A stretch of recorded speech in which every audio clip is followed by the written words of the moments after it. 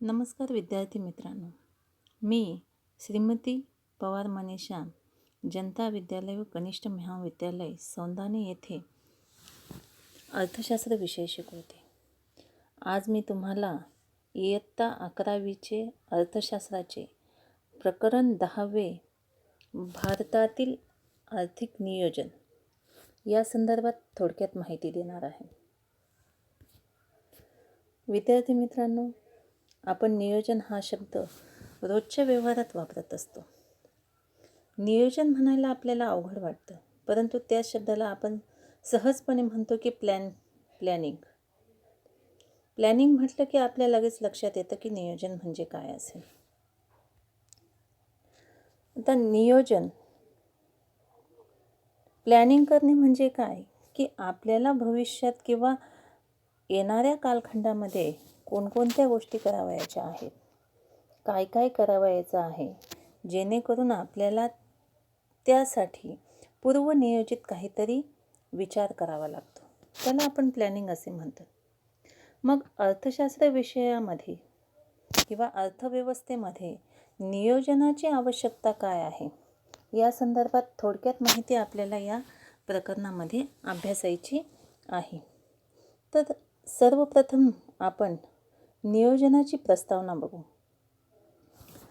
तर नियोजन आयोगाची स्थापना 1950 मध्ये भारत सरकारने केली. पंतप्रधान हे नियोजन आयोगाचे पदसिद्ध अध्यक्ष असतात. नियोजन आयोगामध्ये बँकिंग, वित्त, उद्योग या विविध क्षेत्रातील तज्ज्ञ असतात. आर्थिक नियोजनाची रूपरेषा तयार करण्याचे उत्तरदायित्व हे नियोजन आयोगाचे असते. बघा विद्यार्थी मित्रांनो, नियोजन आयोगाची स्थापना हा वस्तुनिष्ठ प्रश्न आहे. हा तुम्हाला स्पर्धा परीक्षांमध्ये विचारला जाऊ शकतो की नियोजन आयोगाची स्थापना कधी करण्यात आली. तर नियोजन आयोगाची स्थापना प्रामुख्याने 1950 मध्ये, म्हणजे भारताला 1947 मध्ये स्वातंत्र्य मिळाल्यानंतर 1950 मध्ये भारत सरकारने नियोजन आयोगाची स्थापना केली. आणि या नियोजन आयोगाचे जे पदसिद्ध अध्यक्ष असतात, म्हणजे कायमचे जे अध्यक्ष असतात, ते कोण असतात? तर ते देशाचे पंतप्रधान हे या नियोजन आयोगाचे पदसिद्ध अध्यक्ष असतात. याबरोबरच नियोजन आयोगामध्ये बँकिंग असेल, वित्त असेल, उद्योग असेल यासारखे विविध क्षेत्रातील तज्ज्ञ लोक काम करत असतात. जवळजवळ 15 व्यक्ती या नियोजन आयोगामध्ये सल्ला देण्याचे काम करत असतात किंवा नियोजन कशा पद्धतीने केलं जावं, आर्थिक नियोजन म्हणजे देशाच्या आर्थिक विकासासाठी कशा पद्धतीने नियोजन केलं जावं यासाठी विविध क्षेत्रातील तज्ज्ञ लोकांची आवश्यकता असते.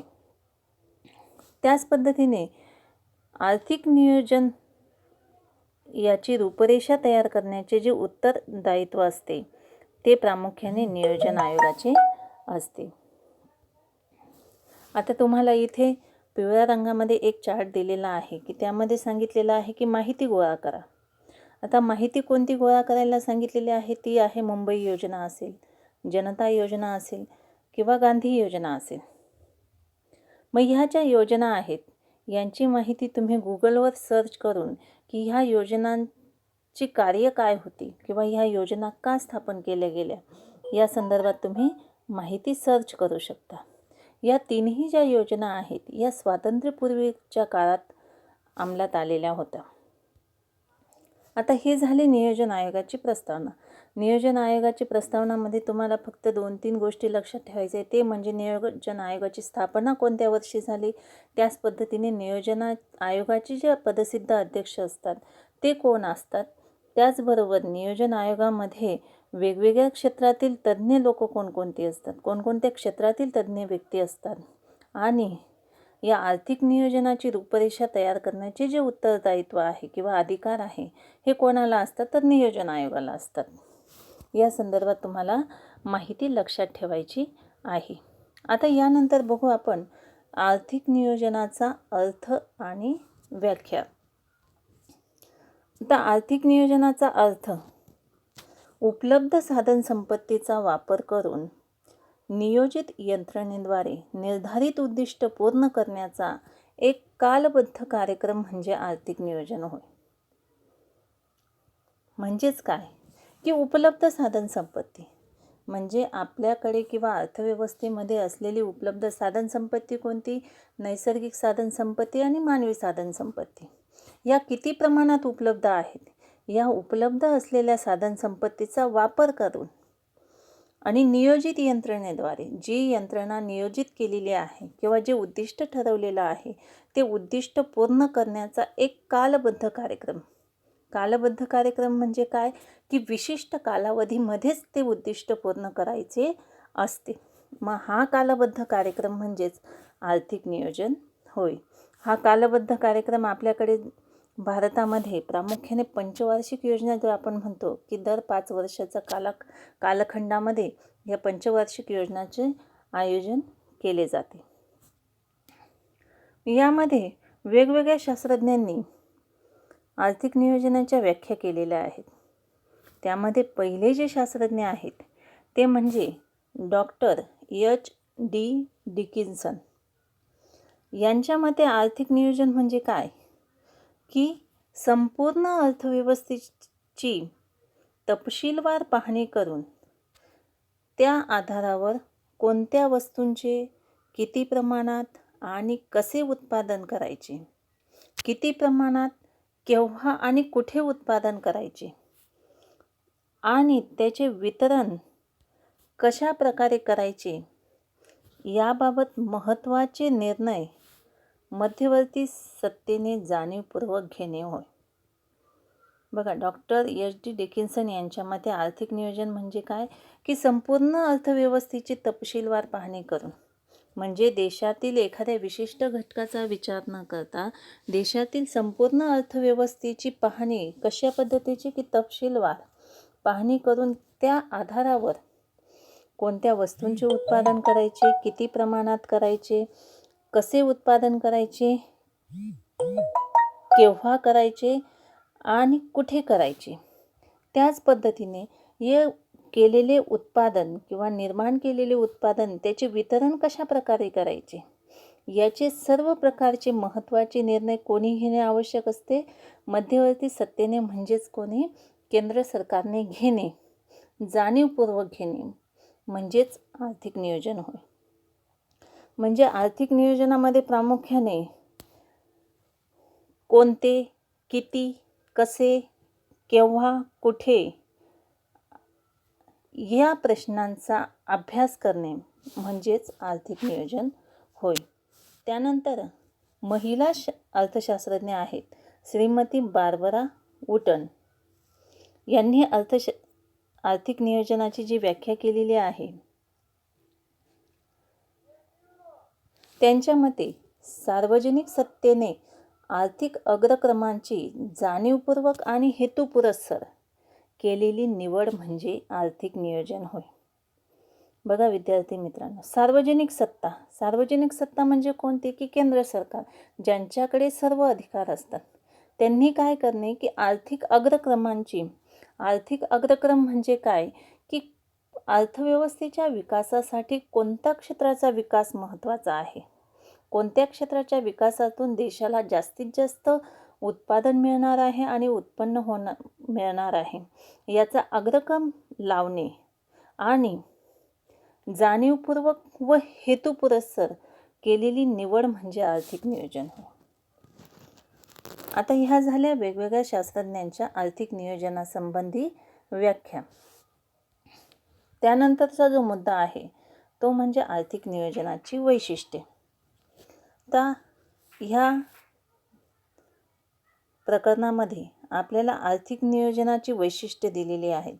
ती आपल्याला बाणाने दाखवलेली आहेत.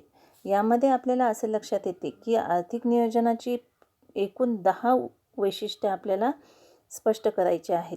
त्यातील पहिलं जे आहे ते म्हणजे मध्यवर्ती नियोजनाधिकार, दुसरं जे आहे ते म्हणजे पाहणी, तिसरा जे आहे ते म्हणजे उद्दिष्ट, चौथं आहे प्राधान्यक्रम व लक्ष्य, पाचवं जे वैशिष्ट्य आहे ते म्हणजे संसाधनांची जुळवाजुळव, सहावं जे आहे ते म्हणजे योजना कालावधी, सातवं आहे मूल्यमापन 8वं जे आहे ते म्हणजे सतत चालणारी प्रक्रिया. 9वं वैशिष्ट्य आहे ते म्हणजे समन्वय. आणि शेवटचे आणि 10वे जे वैशिष्ट्य आहे ते म्हणजे लवचिकता. मग आपल्याला यामध्ये एकूण आर्थिक नियोजनाची 10 वैशिष्ट्ये अभ्यासायची आहेत. तर मग आपण त्या संदर्भात सविस्तर चर्चा करू. तर आर्थिक नियोजनाचं पहिलं जे वैशिष्ट्य आहे ते म्हणजे मध्यवर्ती नियोजन सत्ता. प्रत्येक देशात केंद्रीय नियोजन आयोग असतो व ते आर्थिक नियोजन करतात. भारतामध्ये याला नियोजन आयोग असे म्हणतात. नियोजन आयोगाला योजना तयार करण्याचा पूर्ण अधिकार होता. नियोजन आयोगाची पुनर्रचना करून 2015 साली नीती आयोगाची स्थापना करण्यात आली. हा सुद्धा तुम्हाला वस्तुनिष्ठ प्रश्न विचारला जाऊ शकतो की नियोजन आयोगाची पुनर्रचना करून कोणत्या साली करण्यात आली व त्याचं नाव बदलण्यात आलेलं आहे. जे बदललेलं नाव आहे ते नाव कोणतं? तर नियोजन आयोगाची पुनर्रचना 2015 या साली करण्यात आली आणि नियोजन आयोगाचं नाव बदलून नीती आयोग हे नाव ठेवण्यात आलं. नाव जरी बदलले असले तरी त्याची जी कार्य आहेत ती सारखीच आहेत. मग मध्यवर्ती नियोजन सत्ता म्हणजे काय की प्रत्येक देशामध्ये केंद्रीय नियोजन आयोग असतो आणि ते आर्थिक नियोजन करत असतात. भारतामध्ये याला काय म्हटले जाते? नियोजन आयोग असे म्हटले जाते. आणि या नियोजन आयोगाला अधिकार कोणता असतो? तर योजना तयार करण्याचा अधिकार असतो. योजना तयार करणे म्हणजे काय की पुढील कालखंडामध्ये आपण जो कालबद्ध कार्यक्रम ठरविला आहे या कालखंडामध्ये देशाच्या विकासासाठी कोणकोणत्या योजना राबवायच्या याचा अधिकार या नियोजन आयोगाला असतो. त्यानंतर दुसरं जे वैशिष्ट्य आहे ते म्हणजे पाहणी. नैसर्गिक व मानवी साधनसंपत्ती यांची उपलब्धता व उपयुक्तता विचारात घेऊन संपूर्ण अर्थव्यवस्थेची पाहणी केली जाते. बघा, आपण सुरुवातीलाच अभ्यासलं आहे की आर्थिक नियोजन म्हणजे काय की उपलब्ध असलेली साधनसंपत्ती. मग यामध्ये कोणती येते? नैसर्गिक साधनसंपत्ती व मानवी साधनसंपत्ती यांची उपलब्धता किती आहे आणि उपलब्ध जेवढी साधनसंपत्ती आहे त्यामध्ये उपयुक्त किती आहे, म्हणजे किती साधनसंपत्ती आपल्यासाठी वापरण्यासाठी उपयुक्त आहे हे विचारात घेऊन संपूर्ण अर्थव्यवस्थेची पाहणी केली जात असते. त्यानंतर तिसरं जे वैशिष्ट्य आहे ते म्हणजे उद्दिष्टे.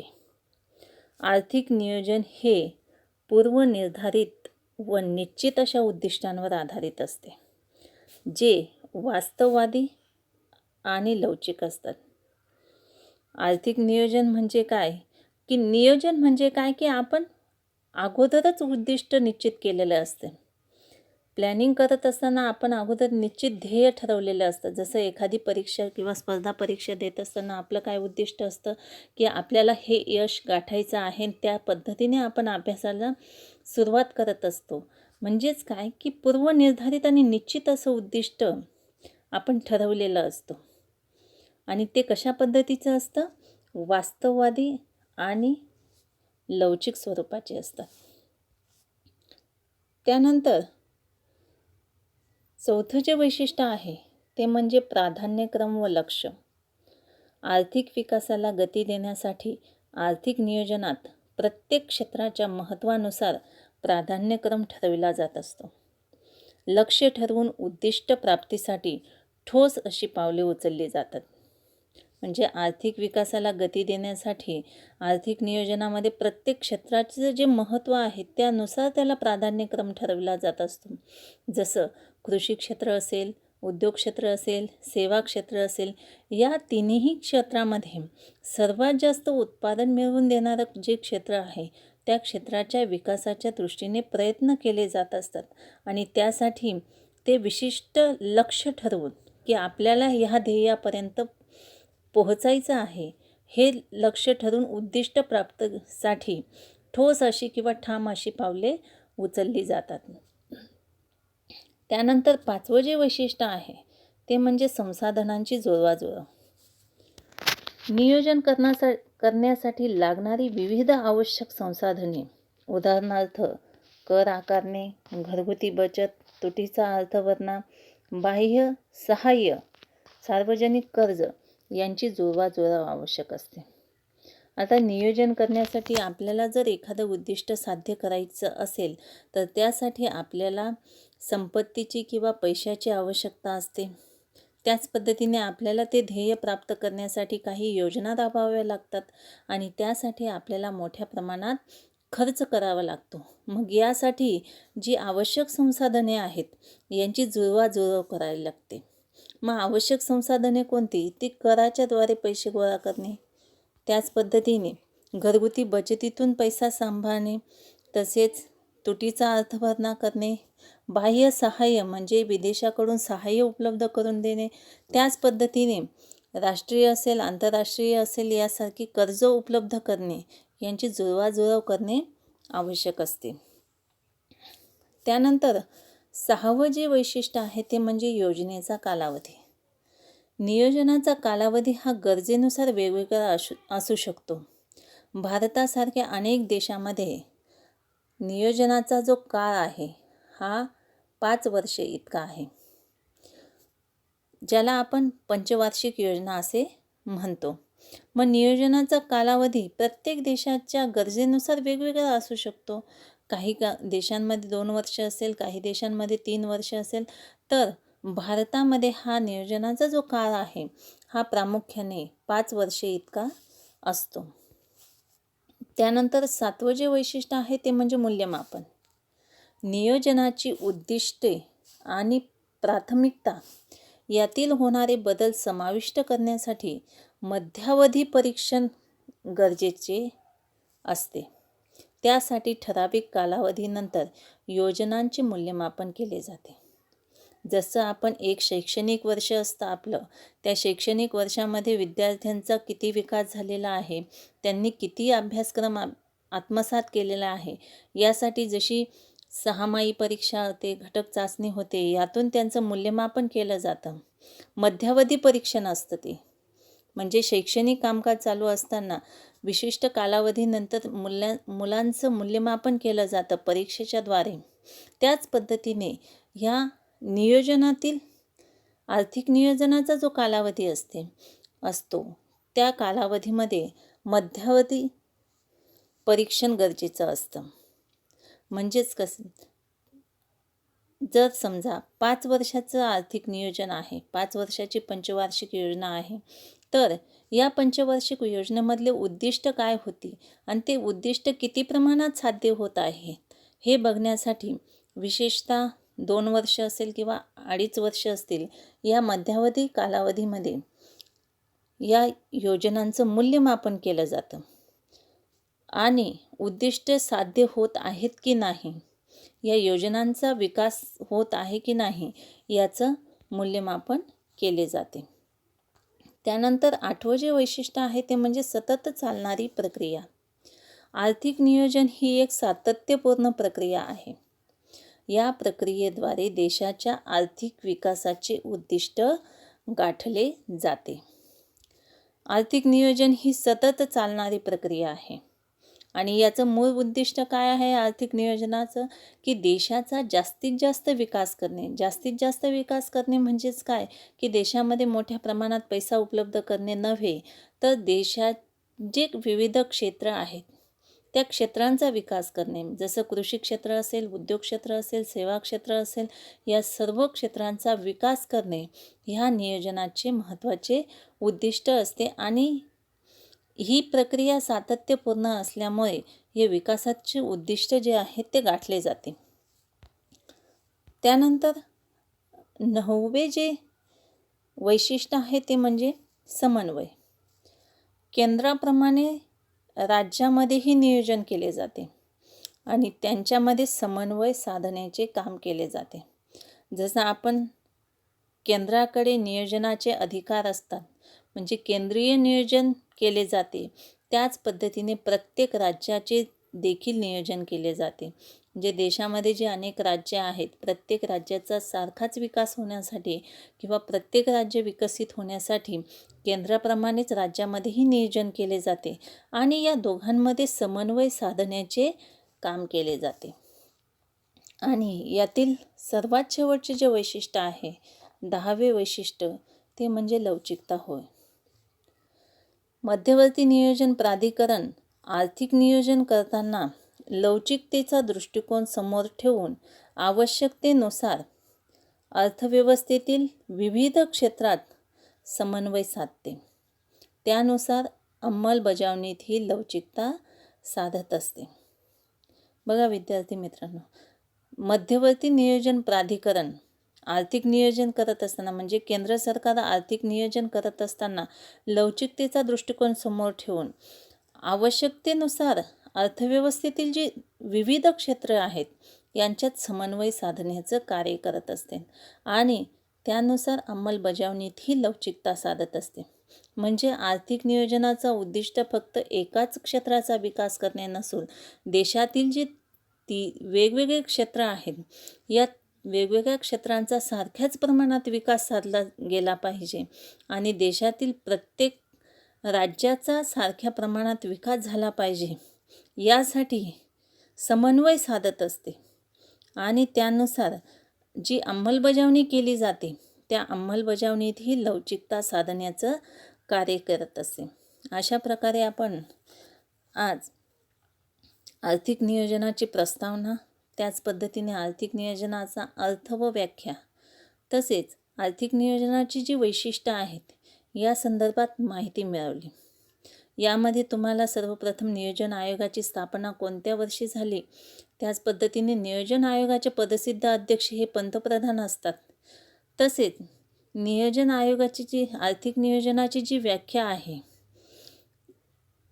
ती तुम्हाला लक्षात आली पाहिजे आणि या संदर्भात तुम्हाला थोडक्यात माहिती अभ्यासायची आहे. धन्यवाद.